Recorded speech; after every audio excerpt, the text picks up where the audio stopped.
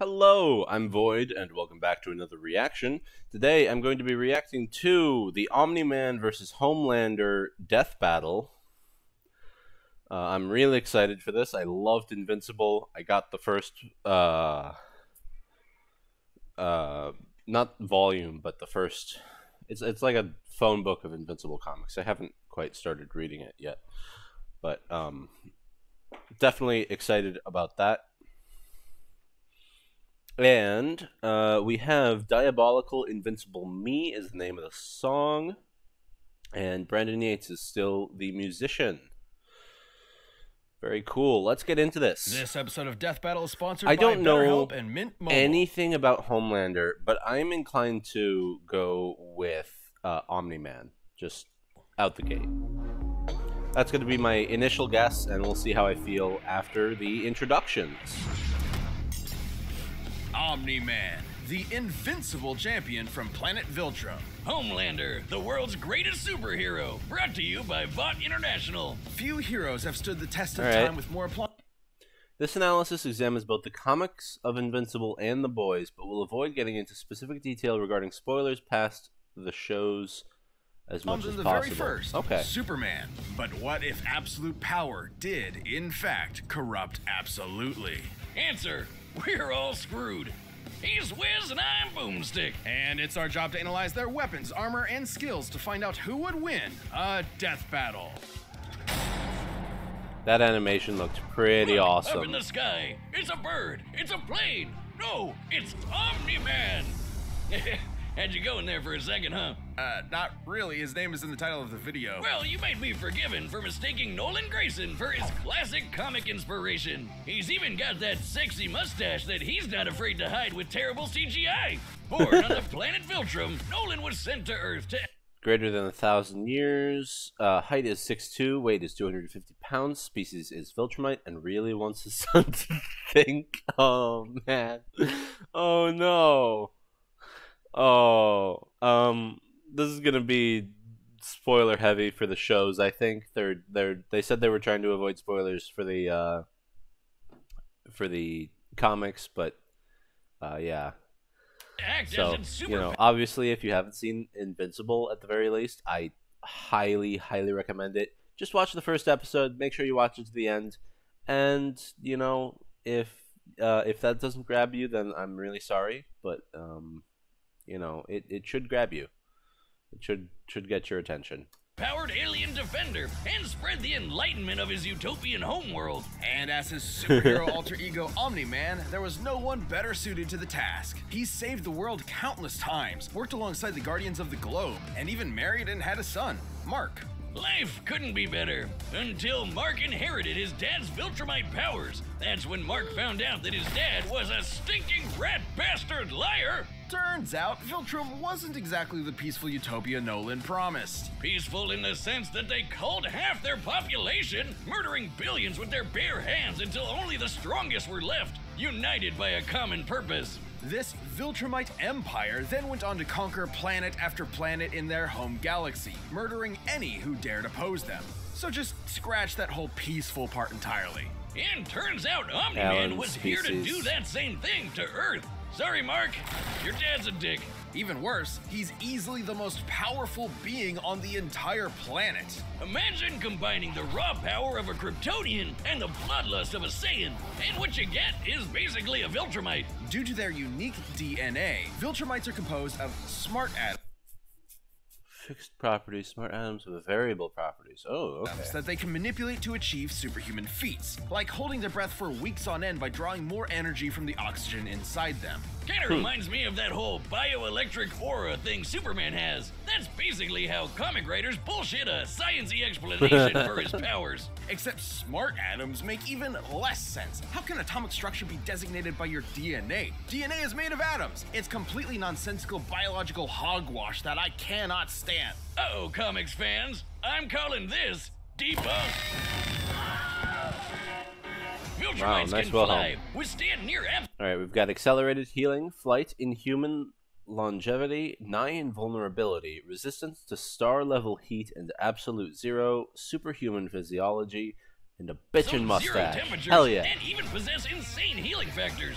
You know, stuff like getting punched through the stomach, having your guts ripped out, or having your face smashed up into tomato soup. I don't mean to exaggerate, but Viltrumites in this series get fucked up and somehow survive. However, too much trauma to the brain or heart can overtax their healing factors, and intense heat can be especially damaging. Even the most powerful Viltrumites can be killed by extended baths in the spicy hot plasma of a star. And because of their abilities, their inner ear vestibular system is far more sensitive than a regular human's. Intense sonic pressure will disrupt their fragile equilibrium and even prevent them from flying. Though pushing themselves to their physical limits only ends up making them way stronger. And considering Nolan has been alive and planet conquering for thousands of years, he is easily one of the toughest Viltrumites around. Like, other aliens attacking him will literally splatter their bodies against him.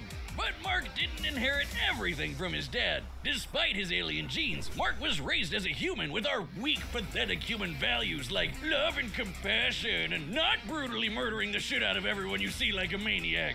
Really made it difficult for Nolan to relate to his kid. Such as when these aliens invaded Earth. Mark tried his best to minimize... I'm gonna shout out.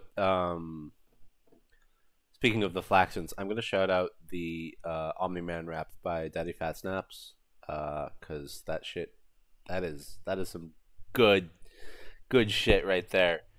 It starts to pick up with the Flaxon scene, and you know minimize casualties and thought I'd take the chance to shout it out again. Meanwhile, tackled their leader through the portal back to their homeworld, then spent some time systematically annihilating their planet for even daring to take Earth from him. Classic generational divide. Annihilate is underselling it. Nolan flew so fast that his body lit their planet's atmosphere on fire, creating massive country-sized explosions, with his own body as the projectile. Omniman has flown across galaxies in only a week, survived punching a hole through a planet, and even deflected a meteor the size of Texas. Assuming that means the diameter of the meteor is equivalent to the distance from the top of the Panhandle to the Gulf of Mexico, that would make it 1,300 kilometers wide. And weigh over 4.6 quintillion tons, moving at re-entry speeds of over 11,000 meters per second. This level of power is consistent with various feats from the comics, such as when a Viltrumite pushed a moon at high speed. Oh shit. With enough energy to destroy the moon twice over. So Omni-Man is strong enough to slaughter those who considered him an ally, the Guardians of the... Effortlessly threw a baseball around the Earth, redirected an asteroid the size of Texas, participated in destroying a planet, flew from Earth to Thraxa in under a week, survived Mean Supreme, single-handedly ended Flaxon civilization, defeated Invincible, Alan, Space Racer, and Guardians of the Globe. All to ensure as seamless a transition to the coming Viltrumite rule as possible. Too bad for Nolan, it wouldn't be that easy, because he'd have to go through his son first. Mark was horrified by his father's treachery, spurred on by the reveal that Nolan only viewed his mother as a pet, a disposable broodmare. Invincible fought Omni-Man to save the planet. And that's when Mark's real Viltrumite training began. Get it?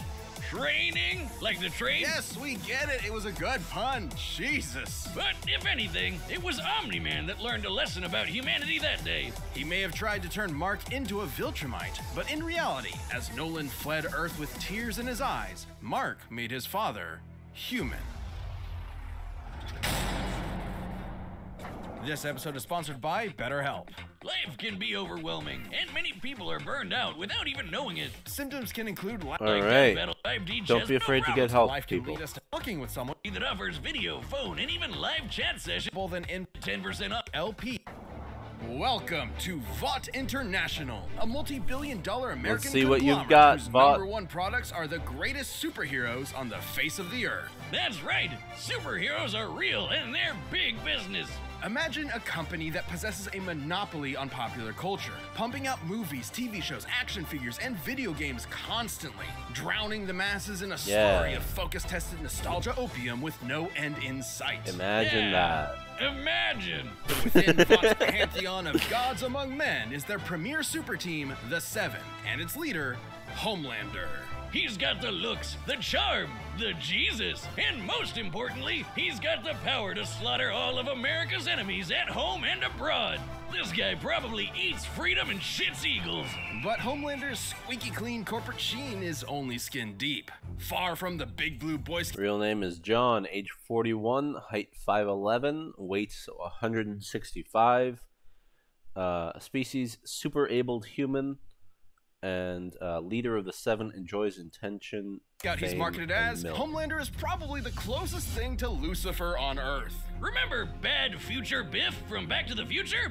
Now give him superpowers and media training. Vought's official story is that Homelander was an alien who landed here as a baby, a tale we're all familiar with. And one that's total bullshit. Homie was made in a lab with Vought's proprietary super soldier serum, Compound V. And he was a complete success. Too much of a success. He was murdering rooms of terrified scientists before his umbilical cord was even cut. In the comics, Vought had to keep a remote-controlled hydrogen bomb strapped to him at all times because they had no idea what else could possibly kill him. As he grew up, he was subjected to psychological conditioning to make him the greatest and most profitable hero of all time. It wasn't long before he debuted as Homelander, the ultimate defender of the American dream. Homelander possesses massively superhuman strength, speed, and durability. Here we go. Enhanced hearing, flight, heat vision, superhuman speed, superhuman strength, superhuman voice. So he can shout good. And X-ray vision. He can fly at hypersonic speeds, see through walls with X-ray vision, and detect a person's emotional state from just the sound of their heartbeat. But you know you're done for when he breaks out his heat vision, which is strong enough to slice through crowds of people, or split airplanes in half. Or scream so loud that it shatters the eardrums of anyone around him. Those are innocent bystanders whose ears are exploding, by the way. Filtremite, sensitivity to sound. Oh yeah, he totally botched this mission to stop a plane hijacking, so he forced each and everyone on board to die in the resulting crash so they wouldn't reveal his incompetence. Well, Homelander's powers may be real, but his heroism is a charade. Though he plays his part well, he cares nothing for the peons he's forced to protect. The only thing he treasures is, ironically, his public image. Turns out being raised as a lab experiment doesn't create a healthy person. But don't worry, he eventually cleaned up his act and started a totally 100% healthy sexual relationship with a fellow superhero, who just happened to be an actual Nazi. Jesus Speaking Christ. of sex, Wiz, you know how I'm always saying we should figure out how Superman and Lois get busy? Well, forget that, because Homelander proved that they can't when his ejaculation blew his partner to smithereens. Who drew that? Look, there's no way to sugarcoat this. Considering a human's load has much less mass than a shotgun pellet, it would have to be moving significantly faster to achieve the same kinetic energy, over 1,500 meters per second, or 4.5 times faster than sound. That's right, Homelander can bust a nut faster than the speed of sound. Well, good night, everybody. Kind of sucks for humanity that they made this dude the most powerful being on the planet and a psycho murderer. That's no exaggeration. Stillwell even commented that Effortlessly threw a baseball into orbit, hurled a fighter jet with one hand, escaped a C4 explosion mid-detonation, can survive any known man-made weapons, ruptured the ears of all passengers on an airliner, stronger than Queen Maeve, killed Professor Bonsai, Mr. Marathon, and the President. Homelander has proven immune to every weapon known to mankind, no matter how powerful. Humanity literally lacks the ability to kill him. That'd include nuclear weapons as powerful as the Tsar bomb, which exploded with the energy of 50 megatons of TNT. Actually, it could have exploded with twice that. But the Soviets who created it were afraid it would irreversibly alter Earth's biosphere and end the world. That's right, we all almost died. And that's the kind of shit Homelander Wow. can shrug off no problem. He's strong enough to throw a jet with one hand and fast enough to outspeed a C4 explosion. Despite being an emotionally stunted man-child, Homelander is still surprisingly cunning and able to manipulate those around him. Though it probably wasn't too smart to piss off the world's angriest limey, Billy Butcher. Yeah, turns out forcibly fathering a bastard son with someone else's wife is not a good idea. Of note, as unjustifiable as it is, to Homelander, this gave him something he never had before. Some small measure of control over his own life.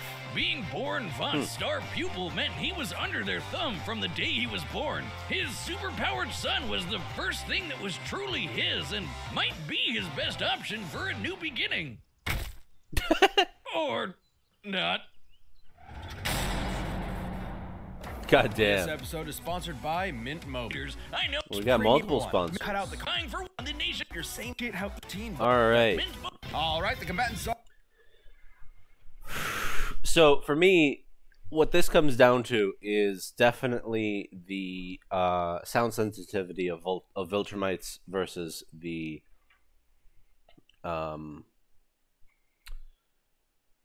sound-based attack of Homelander.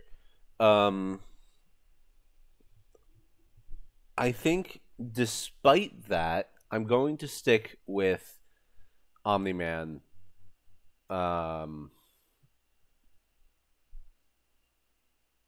I know sound is supposed to be debilitating, but I would hope that he could fight through it. Star set. And he has much greater feats as far as I'm aware. It's time for a death battle!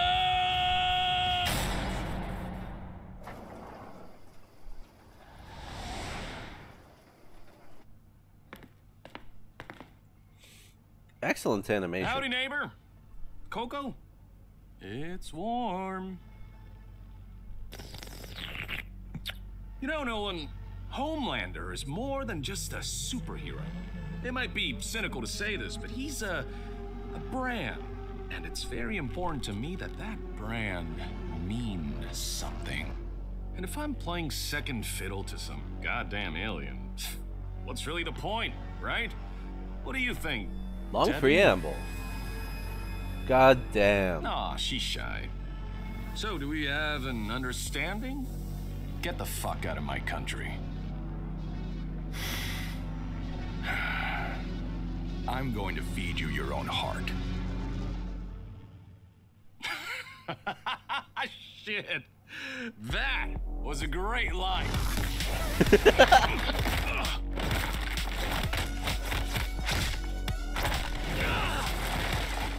Country? Seriously? I'm not here for your country.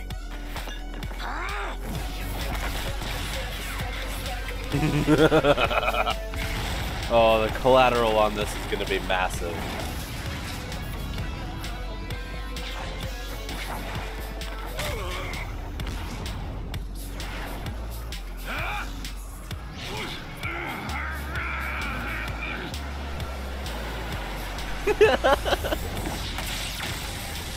Fair enough.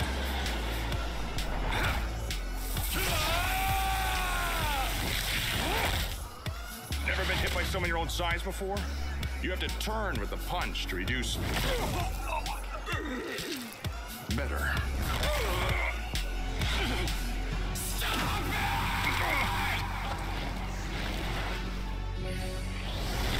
Here we go. Pulling out the big gun. Oh. Oh. Pulling out the big guns.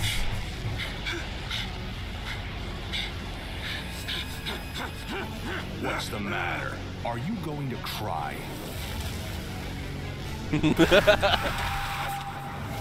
After I'm done with you, I'm gonna flashpoint that little shit son of yours! This worthless neighborhood! And every goddamn person you know! Holy shit.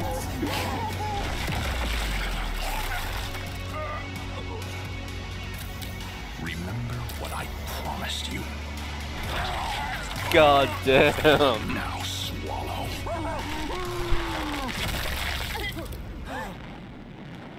Merry Christmas. Holy shit. Holy shit. Oh my god. It sure seems like he was working out some aggression there. Despite Homelander's dominance with Here we go. 72 billion times faster, 60 billion times stronger, has a healing factor, and superior flight ability. Counters Omni-Man's flight by attacking equilibrium, and slightly more variety in abilities.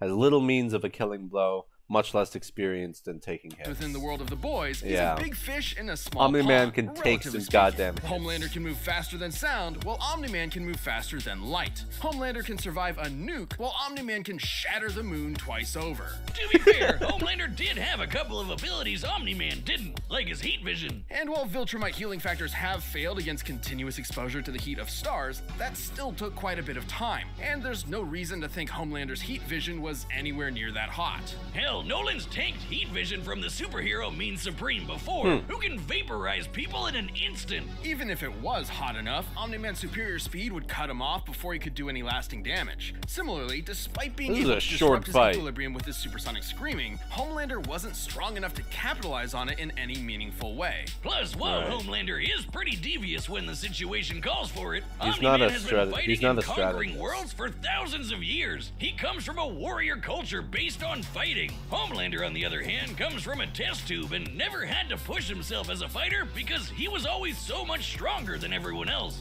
And that's the key difference between them. One is a warrior, and the other is a bully. Homelander was never going to give up easy, but Omni-Man's skill, power, and Viltrumite heritage earned him the win.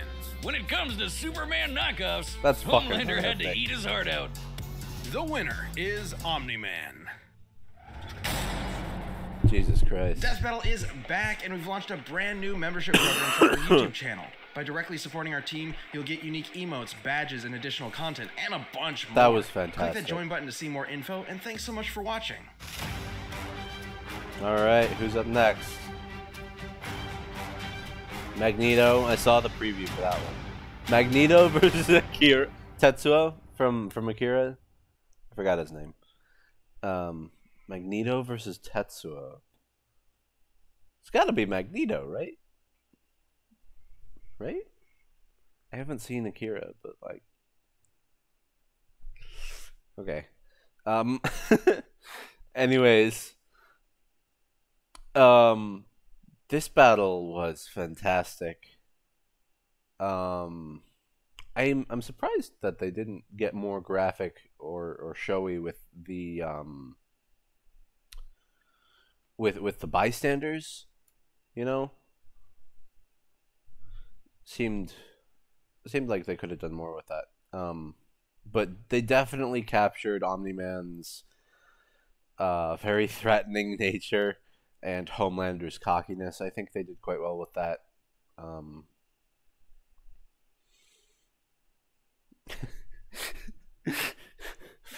I'm going to rip your heart out and feed it to you. Jesus Christ. This was the Omni-Man versus Homelander death battle. That's all I've got. This was a lot of fun. But that's all I've got. So if you enjoyed, I'd greatly appreciate a like, a comment, and or a subscription. And I hope you enjoyed. I hope to see you next time, and I hope you have a nice day. Bye.